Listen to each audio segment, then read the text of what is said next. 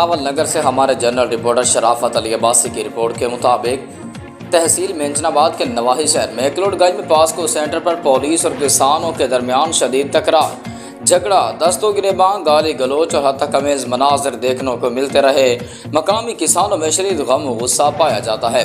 तहसील मेंजनाबाद के तमाम POCSO centres पर गुज़श्ता एक माह से बारदाना तकसीम और गंदम खरीदारी के अमल में बेकायदगी, बद इंतज़ामी और बदनीयत, बददियानती जैसे मनाजिर देखने को मिलते रहे।